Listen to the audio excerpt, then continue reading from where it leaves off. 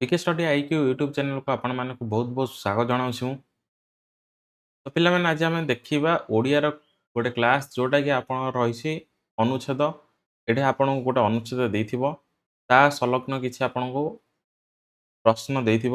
ତ ପ୍ରଶ୍ନର ଆପଣ କଣ କରିବେ ଉତ୍ତର ଲେଖିବେ। ଯୋଉଟାକି ଆପଣଙ୍କୁ 25ଟି ଶବ୍ଦ ଭିତରେ ଲେଖିବାକୁ ପଡ଼ିବ। ବୁଝିଲା? ଯୋଉଟାକି ଆମେ ପ୍ରିଭିୟସ୍ କ୍ଲାସରେ ପଢ଼ିଥିଲେ ସେଇଟାରେ କଣ ଥିଲା ଆପଣଙ୍କର ପ୍ରଶ୍ନ ଥିବ ଆପଣ ଅପସନରୁ ବାଛି ଲେଖିବେ। କିନ୍ତୁ ଇଏ ନୁହେଁ। ଇଏ ହଉଛି ଆପଣ ପ୍ରଶ୍ନ ଥିବ ସେଇଟା 2ଟା କିମ୍ବା ଗୋଟେ ଲାଇନରେ ଆପଣ ଉତ୍ତର ଲେଖିବାକୁ ଚେଷ୍ଟା କରିବେ। ବୁଝିଲା? ତ କ୍ଲାସଟି ଆପଣଙ୍କ ପାଇଁ ଇମ୍ପୋର୍ଟାଣ୍ଟ ହେଇଯିବ କାରଣ ଓଡ଼ିଆ ଆଜ୍ ଏ ସବଜେକ୍ଟିଭ ପେପର ଆପଣଙ୍କର ଯେକୌଣସି କମ୍ପିଟିଟିଭ୍ ଏକ୍ସାମିନେସନରେ ଆସୁଛି ତ କ୍ଲାସ୍ ଆପଣଙ୍କ ପାଇଁ ଇମ୍ପୋର୍ଟାଣ୍ଟ ହେଇଯିବ। ବୁଝିଲା? ତ ଚାଲନ୍ତୁ ଷ୍ଟାର୍ଟ କରିବା ଆଜିର କ୍ଲାସ୍। ଦେଖ ଏଇଥିରେ ଯାହା ବି ଅନୁଚ୍ଛେଦ ଆପଣଙ୍କୁ ଆସିବ ସବୁଠୁ ଭଲ ଅନୁଚ୍ଛେଦ ଆସିବ ଆଉ ସହଜ ବି ଆସିବ। ତ ଦେଖନ୍ତୁ କଣ ଅଛି? ସଭ୍ୟତା ଏକ ପ୍ରବାହ। ଏଥିରେ ବିରତ ନାହିଁ। ଏଥିରେ ବିରତି ନାହିଁ। ଐତିହାସିକ ଟନବିଙ୍କ ଭାଷାରେ ସଭ୍ୟତା ଏକ ଜଳଯାତ୍ରା, ବନ୍ଦର ବା ପୋତାଶ୍ରୟ ନୁହେଁ। ସ୍ରୋତ ସ୍ଥଗିତ ହେଲେ ଉତ୍ସ ପ୍ରତିହିତ ହୁଏ। ବହୁ ଦେଶରେ ପ୍ରାଚୀନ ସଭ୍ୟତା ଏଭଳି ଭାବରେ ବିଲୁପ୍ତ ହୋଇଯାଇଛି। ସେ ପ୍ରାଚୀନ ଗ୍ରନ୍ଥମାନଙ୍କରେ ସ୍ପଷ୍ଟ ନିର୍ଦ୍ଦେଶ ରହିଛି। ଅବିରତ ଅଗ୍ରଗତି ନହେଲେ ଅବସାନ ଅବସମ୍ଭାବୀ। ବୁଝିଲା? ତ ସେଇ କହିଛି କଣ ନା ସଭ୍ୟତା ଗୋଟେ ପ୍ରବାହ ଯୋଉଥିର କୌଣସି ବିରତି ନାହିଁ ବା ତାର କୌଣସି ବନ୍ଧ ବା ପୋତାଶ୍ରୟ ନୁହେଁ। ଶ୍ରୀକୃଷ୍ଣ ମଥୁରା ଗମନ ଲାଗି ପ୍ରସ୍ତୁତ ହେଲାବେଳେ 16,000 ଗୋପୀ ଆକୁଳ କ୍ରନ୍ଦନ କଲେ। ସେ ମାୟା ତୁଟାଇ ବନ୍ଧ ପରିହାର କରି ପଦକ୍ଷେପ କରିବା ଦୁଧ ବ୍ୟାପାର। ତାପରେ ଦେଖ କଣ କହିଛି ଶ୍ରୀକୃଷ୍ଣ କଥା ଦେଲେ ଶୀଘ୍ର ଫେରି ଆସିବି। ବିଚାରୁଛି କି ଗଲେ ଆସିବି ନା ନାହିଁ। ପଦ୍ମ ବିହନେ ଭୃଙ୍ଗ ରହିବ କାହିଁ। ମାତ୍ର ଫେରିଲେ ନାହିଁ। ଫେରିଥିଲେ ଆଉ ଶ୍ରୀକୃଷ୍ଣ ହୋଇନଥାନ୍ତେ। ସେ କଣ କହିଛି ଯଦି ଶ୍ରୀକୃଷ୍ଣ ଫେରିଥାନ୍ତେ ତ ସେ କଣ ଶ୍ରୀକୃଷ୍ଣ ହୋଇନଥାନ୍ତେ କାରଣ ସେ ଯୋଉ ଜାଗା ଯାଇଛନ୍ତି ସେ ଜାଗାକୁ ଆଉ କେବେ ଫେରି ନାହାନ୍ତି। ତାପରେ ଦେଖ ସମସ୍ତ ମମତା ଛିନ୍ନ କରି ସମ୍ମୁଖକୁ ଦୃଷ୍ଟି ରଖି ଅଗ୍ରସର ହେଲେ। ଜୀବନରେ ତାଙ୍କର ପ୍ରତ୍ୟାବର୍ତ୍ତନ ହୋଇନାହିଁ। ପାଣ୍ଡବ ଭାଇମାନେ ଦ୍ରୌପଦୀଙ୍କ ସାଙ୍ଗରେ ଧରି ସ୍ୱର୍ଗାରୋହଣ ଅଭିଯାନ କଲେ।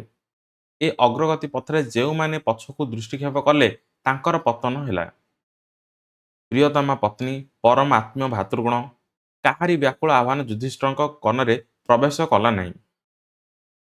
ସମସ୍ତ ଆକର୍ଷଣ ପରିହାର କରି ସେ ଚାଲିଲେ ଆଗକୁ। ଟିକିଏ ହେଲେ ପଛକୁ ଦୃଷ୍ଟିପାତ କଲେ ନାହିଁ। କରିଥିଲେ ହୋଇଥାନ୍ତା ସ୍ଖଳନ। ବୁଝିଲା? ତ ଆପଣ ଏଠି ପଢିଲେ ଯେ କଣ ଦେଇଛି ଆପଣଙ୍କୁ ଅନୁଚ୍ଛେଦ। ବୁଝିଲା? ତା ସହିତ ଆମେ କିଛି ପ୍ରଶ୍ନ ଅଛି ତ ପ୍ରଶ୍ନକୁ ଆମେ କଣ କରିବା ଦେଖିବା କଣ ହେଇପାରିବ ଆର ଆନ୍ସର। ଦେଖ ଐତିହାସିକ ଟର୍ନବେଙ୍କ ସଭ୍ୟତା କାହା ସହିତ ତୁଳନା କରିଛନ୍ତି? ଐତିହାସିକ ଟର୍ନବେ ସଭ୍ୟତାକୁ କାହା ସହିତ ତୁଳନା କରିଛନ୍ତି? ଦେଖ ଦେଇଛି କଣ? ଦେଖିବା ଆମେ କଣ ହେଇପାରିବ ଆର ଆନ୍ସର। ଦେଖ ଦେଇଛି ଏଠି କଣ? ହଁ ସଭ୍ୟତା ଏକ ପ୍ରବାହ ଏଥିରେ ବିରତି ନାହିଁ। ଐତିହାସିକ ଟର୍ନବେଙ୍କ ଭାଷାରେ ସଭ୍ୟତା ଏକ ଜଳଯାତ୍ରା, ବନ୍ଦର ବା ପୋତାଶ୍ରୟ ନୁହେଁ। ତ ଏଠି ଆପଣ ଲେଖିବେ କଣ ନା ଟର୍ନବେଙ୍କ ଭାଷାରେ ସଭ୍ୟତା ହେଉଛି ଏକ ପ୍ରବାହ ଯୋଉଥିରେ କୌଣସି ବିରତି ନାହିଁ। ବୁଝିଲା ନା ନାହିଁ? ବା କୌଣସି ତାର ବନ୍ଦର ବା ପୋତାଶ୍ରୟ ନାହିଁ। ବୁଝିଲେ ନା ନାହିଁ? ଏତିକି ଆପଣ ଲେଖିବେ ଟର୍ନବେଙ୍କ ଭାଷାରେ ସଭ୍ୟତା ଏକ ଜଳଯାତ୍ରା ବା ଏକ ପ୍ରବାହ ଯୋଉଥିରେ କୌଣସି ବନ୍ଦର ବା ପୋତାଶ୍ରୟ ନାହିଁ।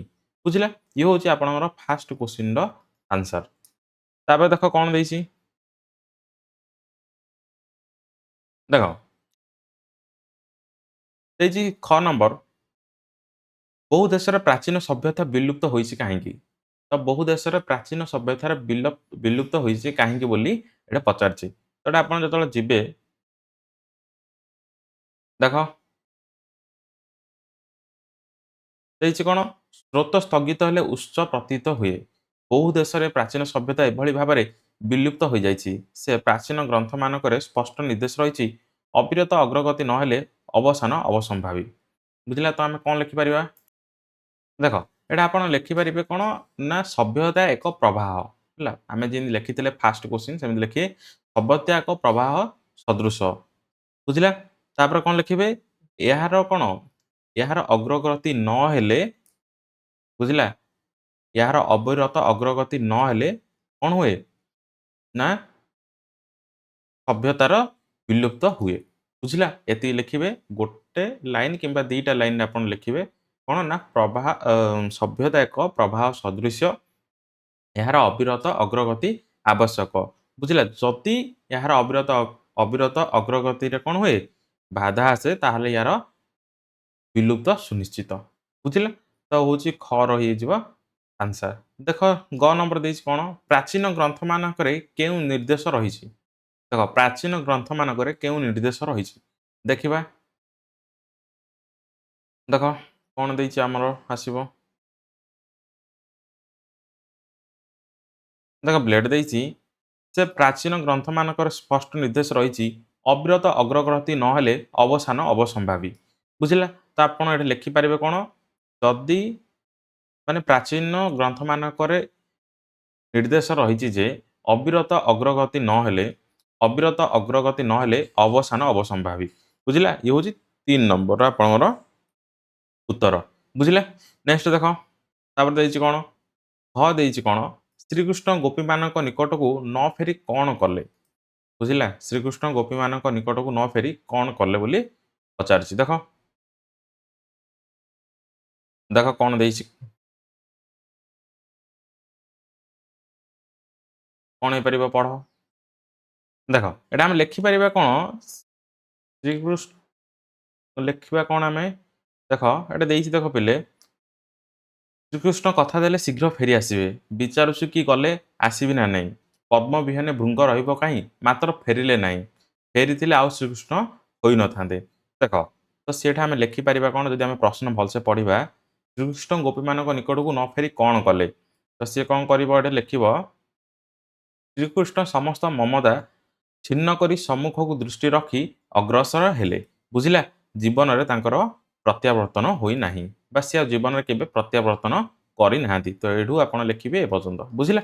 ସମସ୍ତ ମମତା ଛିନ୍ନ କରି ସମ୍ମୁଖକୁ ଦୃଷ୍ଟିରେ ରଖି ଶ୍ରୀକୃଷ୍ଣ ଅଗ୍ରସର ହେଲେ। ଜୀବନରେ ତାଙ୍କର ପ୍ରତ୍ୟାବର୍ତ୍ତନ କେବେ ହୋଇନାହିଁ। ବୁଝିଲା? ତ ଏତିକି ଜିନିଷ ଆପଣ ଏଠି ଲେଖିବେ, ଯୋଉଟାକି ଘ ନମ୍ବରର ଆପଣଙ୍କର ଉତ୍ତର ହେଇଯିବ। ବୁଝିଲା? ଦେଖ ମୁଁ କ'ଣ କହିଛି? ସ୍ୱର୍ଗଗ୍ରହଣ କଲାବେଳେ ଯୁଧିଷ୍ଠିରଙ୍କ ସ୍ଖଳନ ହେଲା ନାହିଁ କାହିଁକି? ହେଲା ଯେତେବେଳେ ସ୍ୱର୍ଗଗ୍ରହଣ କଲେ ଯୁଧିଷ୍ଠିର ତାଙ୍କର ସ୍ଖଳନ ହେଲା ନାହିଁ କାହିଁକି?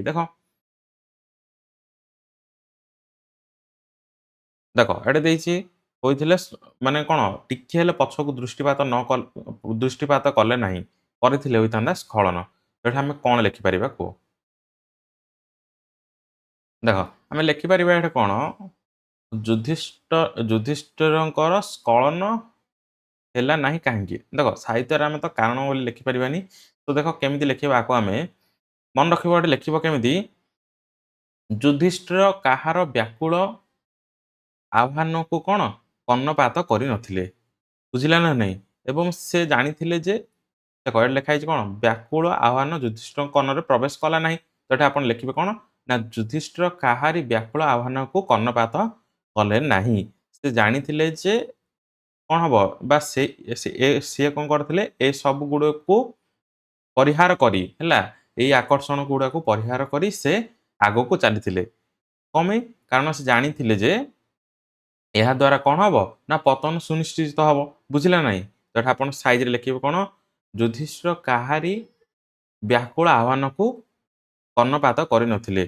ସେ ଜାଣିଥିଲେ ଯେ ଏହାଦ୍ୱାରା କ'ଣ ହବ? ଏହି ଆକର୍ଷଣ ଦ୍ୱାରା ଜଣଙ୍କର ପତନ ହୋଇଥାଏ। ବୁଝିଲା? ତ ସେଇଥିପାଇଁ ବା ତେଣୁ ସେ କ'ଣ ହେଇଥିଲେ? ସ୍ୱର୍ଗଗ୍ରହଣ କଲାବେଳେ ଯୁଧିଷ୍ଠିରଙ୍କ ସ୍ଖଳନ ହେଲା ନାହିଁ। ବୁଝିଲା? ତ ଏତିକି ଆପଣ ଏଠି ଲେଖିବେ, ଯୋଉଟା ଇମ୍ପୋର୍ଟାଣ୍ଟ ହେଇଯିବ। ଦେଖ ମୁଁ ଏଠୁ ମାର୍କ କରିଦେଉଛି, ଆପଣ ସେ ଅନୁସାରେ ସେଣ୍ଟେନ୍ସ ଲେଖିବେ। ବୁଝିଲା? କାହାରି ବ୍ୟାକୁଳ ଆହ୍ୱାନ ଯୁଧିଷ୍ଠିରଙ୍କ କର୍ଣ୍ଣରେ ପ୍ରବେଶ କଲା ନାହିଁ। ସମସ୍ତ ଆକର୍ଷଣ ପରିହାର କରି ସେ ଚାଲିଲେ ଆଗକୁ। ବୁଝିଲା ନା ନାହିଁ? ବା ଟିକିଏ ହେଲେ ପଛକୁ ଦୃଷ୍ଟିପାତ କଲେ ନାହିଁ। କାରଣ ଦୃଷ୍ଟିପାତ କରିଥିଲେ ସେ ଜାଣିଛନ୍ତି ଯେ ନିଜର ପତନ ସୁନିଶ୍ଚିତ। ବୁଝିଲା? ତ ଇଏ ହେଉଛି କ'ଣ? ଆପଣଙ୍କର ଗୋଟେ ପରିଚ୍ଛେଦ ବା ଅନୁଚ୍ଛେଦ। ଦେଖ ଆଉ ଗୋଟେ ଅନୁଚ୍ଛେଦ ଆମେ ଦେଖିଦେବା ଆଜି ବି ହେଲା। ଦେଖ ଦେଇଛି କ'ଣ?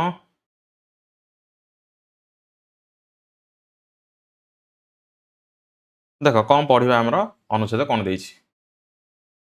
ଦେଖ ଦେଇଛି ଆମ ଦେଶରେ ସାମଗ୍ରିକ ବିକାଶ ନିମନ୍ତେ ସମୟବଦ୍ଧ ଯୋଜନାର ଆବଶ୍ୟକତା ରହିଛି। କେବଳ ସେତିକି ନୁହେଁ, ସେଗୁଡ଼ିକର ବାସ୍ତବ ରୂପାୟନ ପାଇଁ ବିହିତ ପଦକ୍ଷେପ ମଧ୍ୟ ଏକାନ୍ତ ଜରୁରୀ।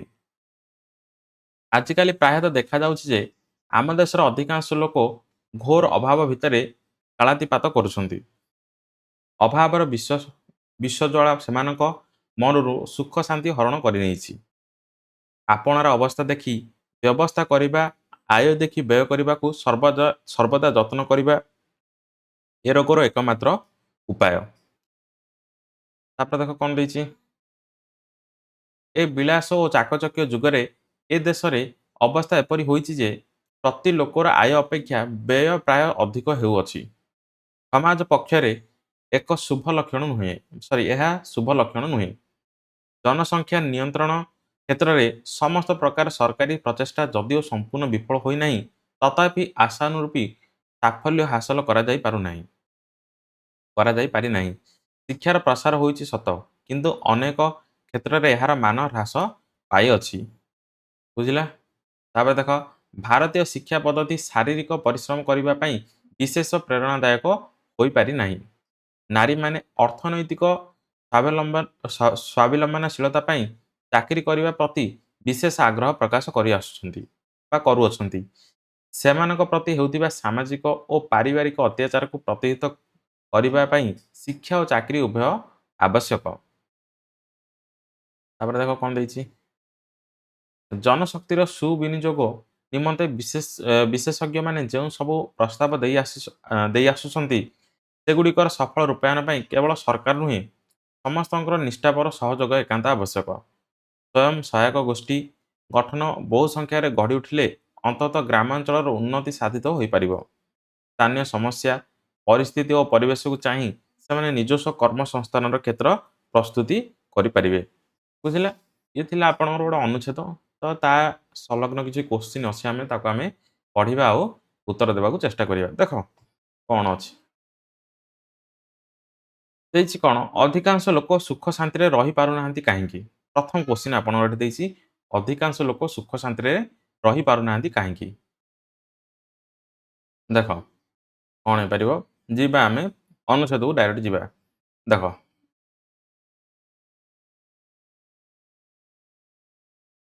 ଦେଖ ଦେଇଛି କଣ ହେଇପାରିବ,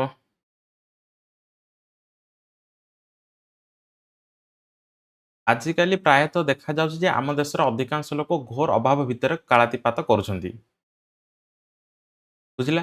ଏଇଟା ହଉଛି ଆପଣଙ୍କର କଣ ପ୍ରଶ୍ନ ଥିଲା ଯେ ଆଜିର ଲୋକମାନେ କଣ ଦେଇଛି, ଅଧିକାଂଶ ଲୋକ ସୁଖ ଶାନ୍ତିରେ ରହିପାରୁନାହାନ୍ତି କାହିଁକି?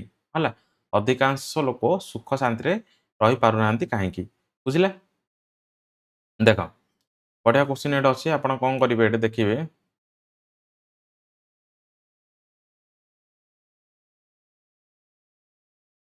ଦେଖ ପିଲେ, ଏଇଠି ଆପଣଙ୍କୁ ପ୍ରଥମ ପାରାଗ୍ରାଫରୁ ହିଁ ଆପଣ ଦେଖିପାରୁଥିବେ ଦେଇଛି କଣ ନା, କିଛି ଦିଟା ସେଣ୍ଟେନ୍ସକୁ ଆମେ ନେଇକିରି ହିଁ ଏଠି ବନେଇ ପାରିବା। ସୁଖ ଶାନ୍ତିରେ ରହିପାରୁନାହାନ୍ତି କଣ ପାଇଁ? ହେଲା, ଦେଖ ଏଇଟା ଆପଣଙ୍କର ଏଇଟା ଅଛି କଣ, ୱାର୍ଡଟା ଏଇଟା ଅଛି। ଦେଖ ଫାଷ୍ଟ ଆପଣ ଲେଖିବେ କଣ, ଆମ ଦେଶରେ କଣ ସରକାରୀ ସହଯୋଗ ଗୁଡାକ କଣ ବା ସରକାରୀ ସହାୟତା ଗୁଡାକର ଠିକ ଉପଯୋଗ ହେଇପାରୁନାହିଁ। ବୁଝିଲା? ତ ଦେଇଛି ଦେଖ, ଆମ ଦେଶରେ ସାମଗ୍ରିକ ବିକାଶ ନିମନ୍ତେ ସମୟବଦ୍ଧ ଯୋଜନାର ଆବଶ୍ୟକତା ରହିଛି। କେବଳ ସେତିକି ନୁହେଁ, ସେଗୁଡାକର ବାସ୍ତବ ରୂପାୟନ ପାଇଁ ବିହିତ ପଦକ୍ଷେପ ମଧ୍ୟ ଏକାନ୍ତ ଜରୁରୀ। ବୁଝିଲା? ଆଜିକାଲି ପ୍ରାୟତଃ ଦେଖାଯାଉଛି ଯେ ଆମ ଦେଶର ଅଧିକାଂଶ ଲୋକ ଘୋର ଅଭାବରେ ଭିତରେ କାଳାତିପାତ କରୁଛନ୍ତି। ଅଭାବର ବିଶ୍ୱଜ୍ୱାଳା ସେମାନଙ୍କ ମନରୁ ସୁଖ ଶାନ୍ତି ହରଣ କରିନେଇଛି। ବୁଝିଲା? ତ ଏଠି ଆପଣ ଗୋଟେ ଜିନିଷ ଲେଖିବେ କଣ ନା, କଣ କରିବେ ନା, ସରକାରୀ ଯୋଜନା ଗୁଡ଼ିକର ମାନେ ଆଶାନୁପାତି ସଫଳତା ନ ହୋଇପାରିବା ଏବଂ ଦୁଇରେ ହେଲା କଣ, ବିଳାସ ଓ ଚାକଚକ୍ୟ ଜୀବନଯାପନ, ଆଉ କଣ ହେଇପାରିବ, ଅଭାବର ବିଶ୍ୱଜ୍ୱାଳା ସେମାନଙ୍କର ମନରୁ ସୁଖ ଶାନ୍ତି ହରଣ କରିନେଇଛି। ବୁଝିଲା ନା ନାଇଁ? ଏତିକି ଜିନିଷ ଏଟା ପିଲା ଲେଖିବେ କଣ ନା, ଫାଷ୍ଟ ଲେଖିବେ କଣ ନା, ସରକାରୀ ଯୋଜନା ଗୁଡ଼ିକର ଆଶାନୁରୂପ ଫଳପ୍ରଦ ନ ହୋଇପାରିବା। ଦୁଇରେ ହେଲା କଣ, ଆୟ ଅପେକ୍ଷା ବ୍ୟୟ ଅଧିକ କରିବା ଏବଂ ବିଳାସ ଓ ଚାକଚକ୍ୟ ଜୀବନଯାପନ କରିବା, ଯାହାଦ୍ୱାରା କଣ ହୁଏ ନା, ଅଭାବର ବିଶ୍ୱଜ୍ୱାଳା ଦ୍ୱାରା ସେମାନଙ୍କର କଣ ନା, ସୁଖ ଶାନ୍ତି ହରଣ ହୁଏ। ବୁଝିଲେ? ଏତିକି ଜିନିଷଟା ଆପଣ ଲେଖିବେ, ଯୋଉଟା କି କ ର ଆପଣଙ୍କର ଏଠି ଉତ୍ତର ହବ। ବୁଝିଲେ? ଦେଖ ଖ ନମ୍ବର ଦେଇଛି କଣ? ଭାରତୀୟ ଶିକ୍ଷା ପଦ୍ଧତିରେ କି ଦୋଷ ଦେଖିବାକୁ ମିଳିଛି? ଭାରତୀୟ ଶିକ୍ଷା ପଦ୍ଧତିରେ କି ଦୋଷ ଦେଖିବାକୁ ମିଳିଛି? ଦେଖ ଫାର୍ଷ୍ଟ ଆମେ ଦେଖିଦେଲେ। ବୁଝିଲା? ଗୋଟେ ହେଇଗଲା ଆମର ହେଲା। ଏ ପର୍ଯ୍ୟନ୍ତ ଆପଣ ଲେଖିଲେ। ଦେଖ, ଦେଖ କଣ ହେଇପାରିବ? ଦେଖ ଏଠି ଦେଇଛି ଦେଖ, ଭାରତୀୟ ଶିକ୍ଷା ପଦ୍ଧତି ଶାରୀରିକ ପରିଶ୍ରମ କରିବା ପାଇଁ ବିଶେଷ ପ୍ରେରଣାଦାୟକ ହୋଇପାରୁନାହିଁ। ବୁଝିଲା? ଏଇଠୁ ଆମେ ଲେଖିବା କଣ ହେଇପାରିବ ହେଲା। ଦେଖ ତ ଏଠି ଲେଖିବ କଣ? ନା ଭାରତୀୟ ଶିକ୍ଷା ପଦ୍ଧତିର ଗୁଣାତ୍ମକ ମାନରେ ହ୍ରାସ ଆଉ ଶାରୀରିକ ପରିଶ୍ରମ ପ୍ରତି ବିଶେଷ ପ୍ରେରଣାଦାୟକ ନ ହୋଇଥିବାରୁ ଭାରତୀୟ ଶିକ୍ଷା ପଦ୍ଧତିରେ କଣ ରହିଛି? ନା ଶିକ୍ଷା ପଦ୍ଧତିରେ ଦୋଷ ଦେଖିବାକୁ ମିଳିଛି। ବୁଝିଲେ? ଏଠି ଲେଖିବେ କଣ? ନା ଭାରତୀୟ ଶିକ୍ଷା ପଦ୍ଧତିର ମାନ କଣ? ହ୍ରାସ ପାଉଥିବାରୁ ଏବଂ ଆଉ କଣ ଏଠି ଦେଇଛି? 2 ରେ ହେଇପାରିବ କଣ? ନା ଶାରୀରିକ ପରିଶ୍ରମ କରିବା ପାଇଁ ବିଶେଷ ପ୍ରେରଣାଦାୟକ ନ ହୋଇଥିବାରୁ ପ୍ରେରଣାଦାୟକ ହେଇନଥାଏ। ତ ଏଇ ପ୍ରକାର ଦୋଷଗୁଡ଼ିକ କଣ ଦେଖାଯାଏ? ନା ଭାରତୀୟ ଶିକ୍ଷା ପଦ୍ଧତିରେ ଦେଖାଯାଏ ହେଲା। ବୁଝିଲେ? ଏଠି ଦେଖ ଶିକ୍ଷା କ୍ଷେତ୍ରରେ ଏହାର ମାନ ହ୍ରାସ ପାଇଛି। ବୁଝିଲେ ନା? ମାନେ ଶିକ୍ଷାର ମାନ ହ୍ରାସ ପାଇବା ଏବଂ ଶାରୀରିକ ପରିଶ୍ରମରେ ଏହା ପ୍ରେରଣାଦାୟକ ନ ହୋଇଥିବାରୁ ବା ଏ ପ୍ରକାର ଦୋଷଗୁଡ଼ିକ କଣ? ନା ଭାରତୀୟ ଶିକ୍ଷା ପଦ୍ଧତିରେ ଦେଖାଯାଏ। ବୁଝିଲା? ଇଏ ହଉଛି କଣ? 2 ନମ୍ବର। ଦେଖ 3 ନମ୍ବର ଦେଇଛି କଣ? ଦେଶର କେଉଁ ଅବସ୍ଥାକୁ ଅଶୁଭ ଲକ୍ଷଣ ବୋଲି କୁହାଯାଇଛି? ଦେଶର କେଉଁ ଅବସ୍ଥାକୁ ଅଶୁଭ ଲକ୍ଷଣ ବୋଲି କୁହାଯାଇଛି? କଣ ହେଇପାରିବ ଦେଖ?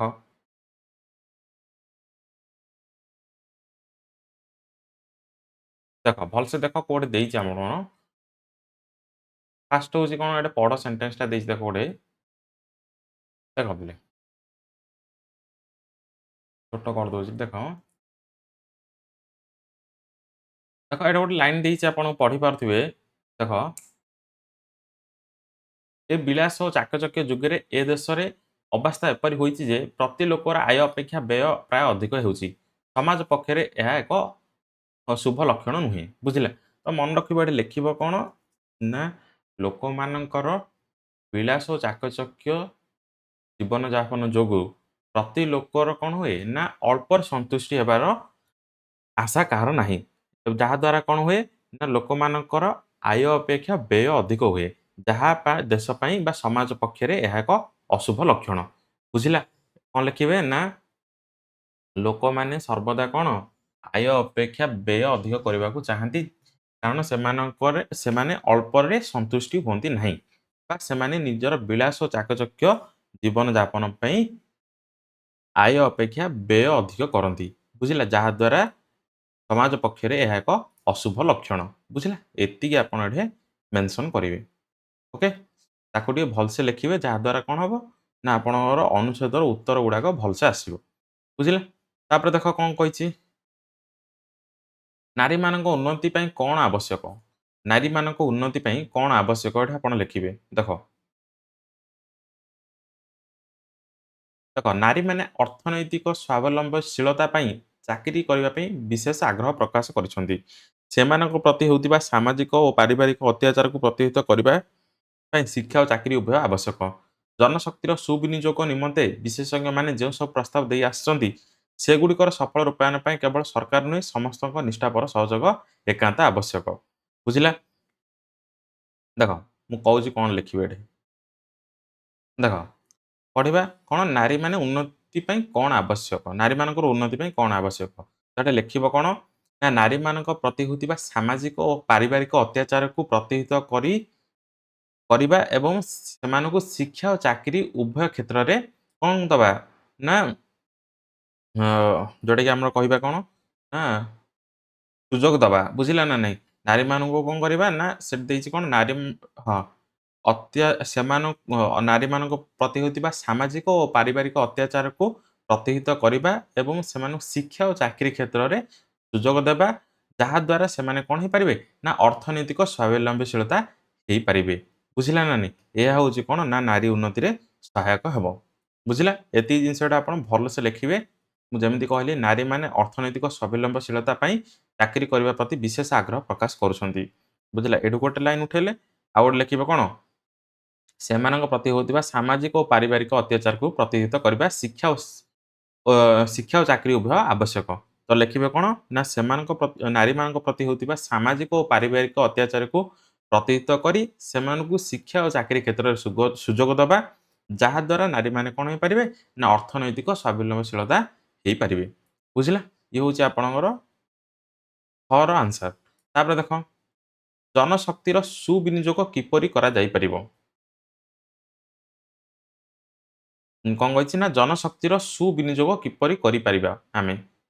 କେମିତି ହେଇପାରିବ ଦେଖ?